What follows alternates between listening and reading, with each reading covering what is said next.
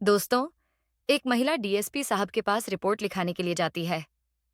तभी डीएसपी साहब उसे देखकर कहते हैं, क्या तुम मुझसे शादी करोगी?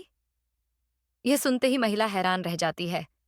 लेकिन दोस्तों, इसके बाद जो हुआ, उसे सुनकर आप भी चौंक जाएंगे।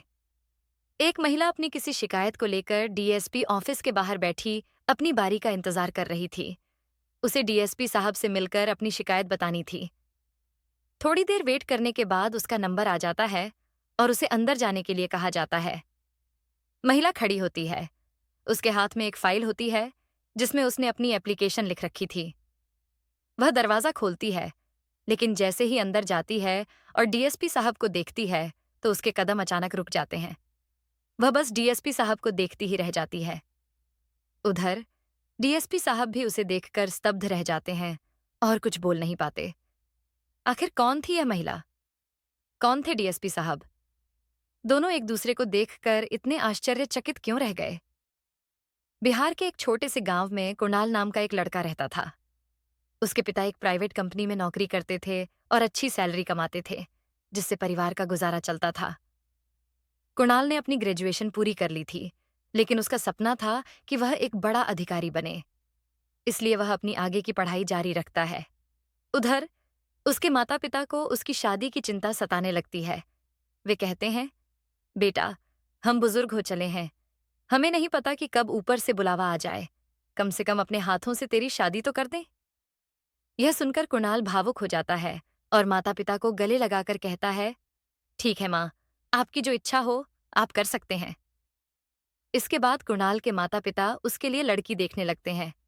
उन्हें राधिका नाम की एक लड़की पसंद आती है। राधिका पढ़ी लिखी, स्वाभिमानी और आत्मसम्मान से जीने वाली लड़की थी। उसे किसी की गलत बात बर्दाश्त नहीं थी। शादी के बाद राधिका को एहसास होता है कि कुणाल और उसके विचार बहुत अलग हैं। धीरे धीरे उनके रिश्ते में दरार आने लगती है और हालात इतने बिगड़ जाते हैं कि वे अलग हो जाते हैं। वर्षों बाद जब राधिका एक शिकायत लेकर डीएसपी ऑफिस पहुंचती है, तो वहां उसका सामना कुणाल से होता है, जो अब डीएसपी बन चुका था। राधिका कहती है, मेरी रिपोर्ट लिखने के लिए आपका बहुत बहुत धन्यवाद। मैं सोच रही थी कि कहीं पुरानी बातों को याद कर आप इस पर कार्रवाई न करें। अच्छा हुआ आपने इसे गंभीरता से लिया। मैं इससे काफी परेशान थी। राधिका वहां से चली जाती है, लेकिन कुणाल उसका फोन नंबर ले लेता है। अगली सुबह वह राधिका को कॉल करता है। राधिका कॉल काटना चाहती है, लेकिन न जाने क्यों काट नहीं पाती। दोनों कुछ देर तक फोन काटने का इंतजार करते हैं, लेकिन जब कोई पहल नहीं करता तो अंत में राधिका फोन काट देती है। कुणाल को समझ आ जाता है कि राधिका के दिल में अभी भी कुछ बाकी है। वह पूरी रात इस बारे में सोचता है। अगले दिन वह अपने माता पिता से बात करता है और सारी बातें बताता है। माता पिता कहते हैं, बेटा, यह गलती सुधारने का तुम्हारे पास मौका है, इसे मत गंवाना। कुणाल इस बात को समझ जाता है और राधिका के दिए पते पर सुबह सुबह पहुंच जाता है। दरवाजा खुलते ही सामने राधिका को पाकर वह मुस्कुरा देता है। राधिका भी हैरान रह जाती है। कुणाल कहता है, क्या मुझे अंदर नहीं बुलाओगी? राधिका उसे अंदर बुला लेती है और चाय बनाने चली जाती है। कुणाल चुपचाप बैठा रहता है। जब राधिका चाय लेकर आती है तो कुणाल उससे बात शुरू करता है। वहीं पर उसका बेटा भी था और जैसे ही कुणाल अपने बेटे को देखता है, जो कि काफी ज्यादा बड़ा हो गया है, तो उसकी आंखों में एक अलग सी चमक आ जाती है। वह उसे अपने पास बुलाता है। कुणाल उसके लिए चॉकलेट लेकर आया था और उसे चॉकलेट देने के बाद वह उसे खेलने के लिए कह देता है और राधिका से बात करने लगता है। कहता है, राधिका, देखो, मुझे पता है मैंने जो कुछ भी किया वह बहुत गलत था, लेकिन फिलहाल यह मौका है हम दोनों की भूल को सुधारने का। मेरे बेटे को अपने पिता का प्यार मिल जाएगा, क्योंकि अब तक वह तुम्हारे पास ही रहा है। मैं जो भी गलती कर चुका था, उन सभी को सुधारना चाहता हूँ। राधिका, जो स्वाभिमान से भरी हुई थी, कहने लगती है, इन बातों का कोई फायदा नहीं होता। मैं फिलहाल पूरी तरह से आत्मनिर्भर हूँ और मुझे अब तुम्हारी कोई भी जरूरत नहीं है। इसके बाद डीएसपी साहब उससे कहने लगते हैं, देखो, सच में ही मुझसे बहुत बड़ी गलती हो गई, लेकिन अगर हम इस गलती को नहीं सुधारते तो दोनों की जिंदगी बर्बाद हो रही है। जहां तक मुझे पता है, तुमने भी दूसरी शादी नहीं की और मैंने भी अभी तक शादी के बारे में नहीं सोचा है। हम दोनों दोबारा से एक साथ रहें और अपने जीवन को अच्छे से बिताएं। इस बार मैं तुम्हें कोई शिकायत का मौका नहीं दूंगा। लेकिन राधिका चुपचाप रह जाती है। वह पिछली यादों में खो जाती है। जब राधिका और कुणाल का झगड़ा हुआ था, तब वह अपने मायके चली आई थी। उसके माता पिता जब कुणाल से कहते हैं, बेटा जा बहू को मना कर ले आ, तो कुणाल को बहुत गुस्सा आ जाता है और वह अपनी पत्नी को लाने से मना कर देता है। कुछ दिनों तक राधिका मायके में बैठी उसकी राह देखती है, लेकिन जब उसका पति उसे लेने नहीं आता, तो वह अपने पिता से कहती है, बाबूजी, ये बात कह दीजिए, अगर वह मुझे लेने नहीं आ रहे हैं तो मुझे तलाक दे देंगे। मैं अपनी जिंदगी को आराम से जी लूंगी। राधिका सोच रही थी कि जब वह तलाक की बात करेगी तो कुणाल उसे लेने आ जाएगा, लेकिन जब कुणाल यह सुनता है तो वह गुस्से में आकर तलाक देने का फैसला कर लेता है और कहता है, हाँ, मुझे तलाक देना मंजूर है। इसके बाद दोनों का तलाक हो जाता है। तलाक के बाद राधिका अपने घर में रह जाती है और कुणाल अपने घर में। दोनों को एक दूसरे की याद तो आती है, लेकिन कुणाल के ऊपर कामयाबी का जुनून सवार था। वह अपने लक्ष्य की ओर बढ़ता गया और धीरे धीरे राधिका की यादें धुंधली होती गईं। कुणाल के माता पिता इस बात से बहुत परेशान थे कि बेटे का घर बसा तो सही, लेकिन उजड़ भी गया। इधर राधिका जब कुणाल के बारे में सोचती तो उसे बहुत बुरा लगता, लेकिन उसने दृढ़ संकल्प कर लिया था कि वह अपने पैरों पर खड़ी होगी और अपनी जिंदगी खुद संभालेगी। उसका एक बेटा था जो कुणाल का ही था।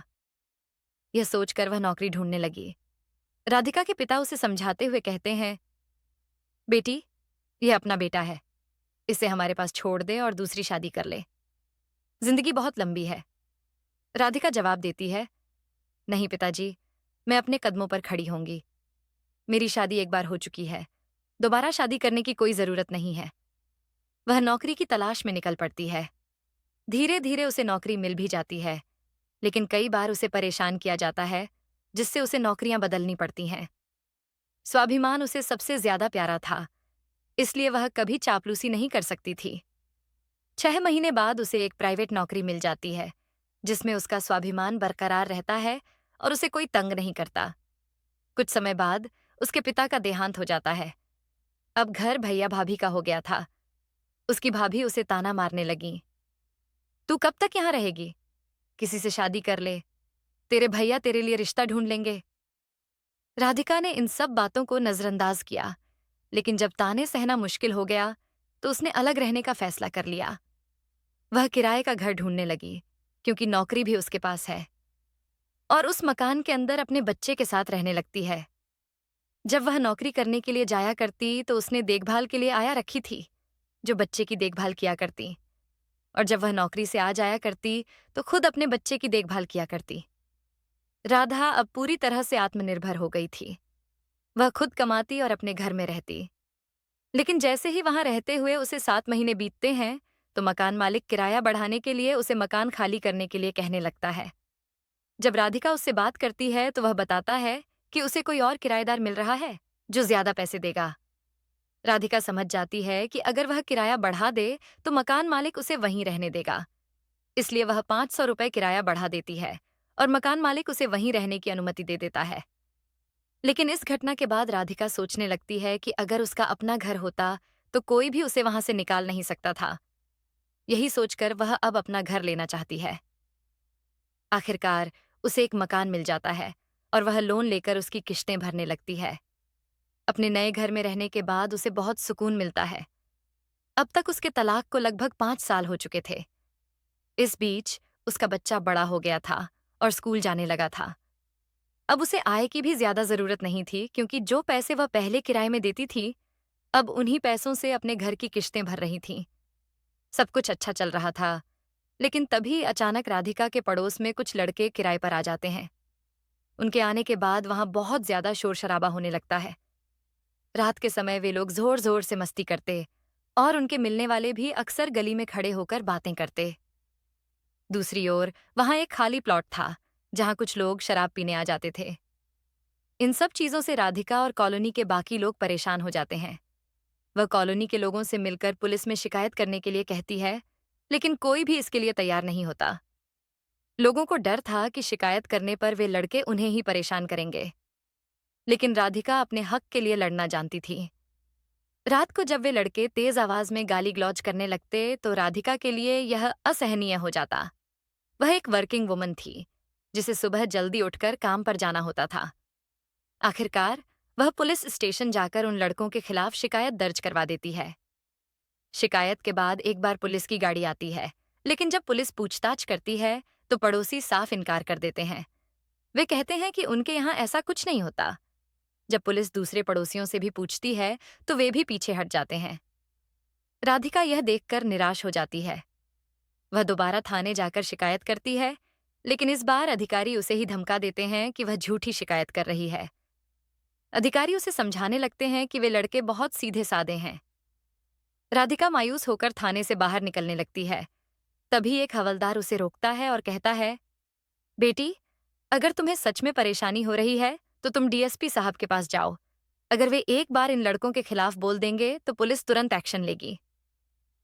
राधिका हवलदार की सलाह मानकर अपनी रिपोर्ट की फाइल लेती है और सीधे डीएसपी ऑफिस चली जाती है। वहां उसे काफी देर तक इंतजार करना पड़ता है। जब उसका नंबर आता है और वह डीएसपी साहब के कमरे में जाती है, तो जैसे ही वह डीएसपी साहब का चेहरा देखती है, उसके कदम थम जाते हैं। वह पूरी तरह से हैरान और भौंचक्की रह जाती है। उधर डीएसपी साहब भी राधिका को देखकर चौंक जाते हैं। दरअसल सामने जो डीएसपी साहब बैठे थे, वे और कोई नहीं बल्कि राधिका के तलाकशुदा पति कुणाल थे, जिसने अपनी कामयाबी के लिए उसे छोड़ दिया था। जैसे ही कुणाल राधिका को देखता है तो उसके सामने भी पुरानी बातें वीडियो रील की तरह घूमने लगती हैं। इधर जो वह लड़की होती है, राधिका, उसके सामने भी वह बातें वीडियो रील की तरह घूमने लगती हैं, जब वह कुणाल के साथ रहा करती थी और उसके माता पिता की अच्छे से सेवा किया करती थी। वह वहीं पर रुक गई थी, लेकिन तभी जो कुणाल होता है, वह अपने कर्तव्य का पालन करने के लिए राधिका से पूछ लेता है, हाँ जी, कहिए, क्या समस्या है आपको? इसके बाद जब राधिका देखती है कि वह समस्या के बारे में पूछ रहा है, तो वह भी अंदर चली आती है। अंदर जाने के बाद वह अपनी समस्या बताती है। एप्लीकेशन को पढ़ने के बाद कुणाल को बोध होता है कि उसकी पत्नी न जाने क्या-क्या परेशानियां झेल रही हैं, और यह सब कुछ उसकी वजह से ही हो रहा है, क्योंकि उसमें साफ-साफ लिखा हुआ था कि पड़ोसियों की वजह से वह काफी ज्यादा परेशान है। इन सभी चीजों का कारण डीएसपी साहब खुद को मानने लगते हैं। वह सोचते हैं कि अगर मैं समय रहते उसकी बातें थोड़ी बहुत मान लेता, तो आज यह दिन नहीं देखना पड़ता। उसे परेशान होने की कोई जरूरत नहीं होती। वह मेरे साथ मेरे घर में होती और उसे किसी भी प्रकार की कोई दिक्कत नहीं होती। इसके बाद डीएसपी साहब उस फाइल को अपने पास रखते हैं और कहते हैं, देखिए, आप चिंता मत कीजिए, आपके इस काम पर कार्यवाही हो जाएगी। लेकिन तभी राधिका कहने लगती है, अगर कार्यवाही हो जाए तो ही अच्छा है, वरना मुझे और भी आगे जाना पड़ सकता है। अगर आपने इस पर कार्यवाही नहीं की, तो मैं आपसे भी ऊपर के अधिकारी का दरवाजा खटखटाऊंगी। कहीं ऐसा ना हो कि आप हमारी किसी पुरानी बात को लेकर इस पर कार्यवाही करना ही भूल जाएं। इस बात को सुनकर कुणाल को समझ में आ जाता है कि वह अभी तक भी उससे नाराज है और इसी वजह से ऐसा ताना मार रही है। इसके बाद कुणाल उसे कहता है, आप चिंता मत कीजिए, आपका काम जरूर हो जाएगा और मैं खुद जाकर इस चीज को देखूंगा। इसके बाद राधिका उसे धन्यवाद कहकर वहां से वापस आ जाती है, लेकिन आते वक्त उसके दिमाग में ढेर सारे सवाल चल रहे थे। वह सोच रही थी कि इसने तो मुझे तलाक दे दिया है, फिर यह भला मेरे लिए यह सब क्यों करेगा? ऐसा सोचते हुए वह अपने घर चली जाती है। लेकिन जैसे ही राधिका ने कुणाल को एप्लीकेशन दी थी, उसके बाद कुणाल तत्काल वहां पर थाने के उस अधिकारी को बुलाता है, जिसके पास पहले रिपोर्ट की गई थी, और उससे पूछता है, इस रिपोर्ट के बारे में तुम्हारा क्या कहना है? उसके बाद अधिकारी बताता है, हमने पड़ोस के उन लड़कों की अच्छी तरह से जांच पड़ताल कर ली, लेकिन कोई भी संदिग्ध व्यक्ति नहीं मिला। इसके बाद कुणाल कहने लगता है, तुम्हारे सामने कोई बदमाशी करेगा या कोई ऐसी हरकत करेगा जिससे उसकी पोल खुल जाए, ये तो तुम्हें देखना होगा। बार बार जाकर ये ट्राई करो। अगर तुम्हें ऐसा कुछ दिखता है तो तुरंत उन पर कार्यवाही करो। कुणाल के कहे अनुसार पुलिस वाले बार बार वहां पर गश्त लगाने लगते हैं। फिर एक दिन अचानक से उन्हें पड़ोस के घर से बहुत जोर जोर से चीखने चिल्लाने की आवाजें आती हैं। जब पुलिस वहां पहुंचती है तो लड़कों को आपस में लड़ते हुए पाती है। इसके बाद पुलिस वाले उनका दरवाजा खटखटाकर उन्हें बाहर निकालते हैं और पकड़कर थाने ले जाते हैं। पुलिस वालों ने अपना काम कर दिया था और इसके बाद भी कुणाल के कहे अनुसार बार बार पुलिस की गाड़ी वहां पर आकर गश्त लगाने लगी। जो कुछ बदमाश लड़कों का अड्डा बन रहा था, जहां बैठकर वे शराब पीते थे और एक दूसरे से लड़ाई करते थे, वह पूरी तरह से तहस नहस हो गया। अब वहां पर कोई भी नहीं आता था। इसके बाद कॉलोनी वाले राधिका के पास आते हैं और कहते हैं, राधिका, तेरी शिकायत ने तो कमाल कर दिया। अब तो ऐसा कुछ देखने को भी नहीं मिलता। यह बात सुनकर राधिका मुस्कुराने लगती है और कुणाल के बारे में सोचने लगती है। पड़ोसी तो वहां से चले गए थे, लेकिन राधिका के दिमाग में कुणाल का चेहरा बार बार घूम रहा था और वह उन पलों को याद कर रही थी। फिर अचानक उसे ख्याल आता है, काफी दिनों में अब मैं स्थिर रहने लगी हूं और मुझे कोई भी परेशानी नहीं है। मैं अपनी जिंदगी को खुद जी रही हूं। आत्मनिर्भर होने का एक अलग ही मजा होता है और अब मैं अपनी जिंदगी ऐसे ही जीऊंगी। दोबारा से कुणाल के पास नहीं जाऊंगी। ऐसा सोचकर वह दिल में फैसला कर लेती है। लेकिन जैसे ही कुणाल को यह पता चलता है कि अब वह समस्या पूरी तरह से सुलझ गई है और वे लड़के पकड़े जा चुके हैं, तो वह राधिका से बात करना चाहता है। इसी कारण वह फाइल के अंदर दिए गए नंबर पर कॉल करता है। डायल करने के बाद वह कहता है, देखिए मैडम, हमने आपकी समस्या पूरी तरह से हल कर दी है। अगर फिर भी आपको कोई परेशानी हो, तो आप बेहिचक होकर कभी भी मुझे फोन कर सकती हैं। जब राधिका यह सुनती है तो वह भी उससे बात करना चाहती है, लेकिन कहीं न कहीं उसका स्वाभिमान उसे रोक रहा था।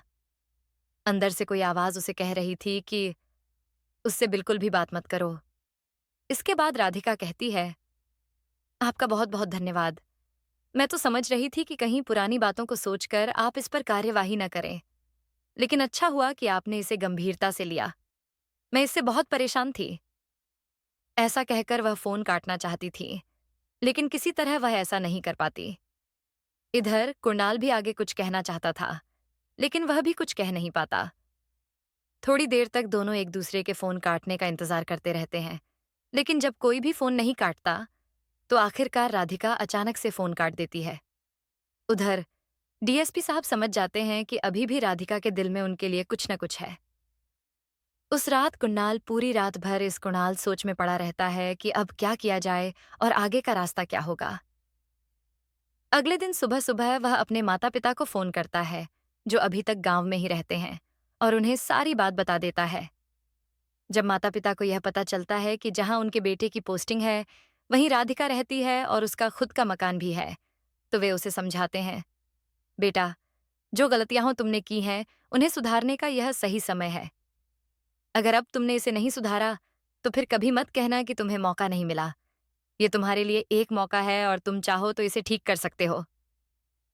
कुणाल अपने माता पिता की बात समझ जाता है और तुरंत में लिखे पते पर अपनी गाड़ी लेकर निकल पड़ता है। जब डीएसपी साहब वहां पहुंचते हैं तो राधिका दरवाजा खोलती है। सामने कुणाल को देखकर वह हैरान रह जाती है। कुछ बोल नहीं पाती, लेकिन तभी कुणाल कहता है, क्या मुझे अंदर नहीं बुलाओगी या यहीं से बात करनी होगी? राधिका चुपचाप कुणाल को अंदर बुला लेती है और बैठने के लिए कहती है। फिर वह चाय बनाने के लिए चली जाती है। इस बार कुणाल चुपचाप बैठा रहता है। जब राधिका चाय लेकर आती है तो कुणाल बातचीत शुरू करता है। वहीं उनका बेटा भी पास में होता है। कुणाल जैसे ही उसे देखता है, उसकी आंखों में चमक आ जाती है। वह अपने बेटे को पास बुलाता है और उसके लिए लाई हुई चॉकलेट देता है। फिर उसे खेलने के लिए भेज देता है और राधिका से कहता है, देखो राधिका, मुझे पता है कि मैंने बहुत बड़ी गलती की है, लेकिन यह मौका हमारे लिए अपनी भूल सुधारने का है। मेरा बेटा अब तक सिर्फ तुम्हारे पास रहा है, लेकिन क्या उसे अपने पिता का प्यार नहीं मिलना चाहिए? मैं जो भी गलतियां कर चुका हूं, उन्हें सुधारना चाहता हूं।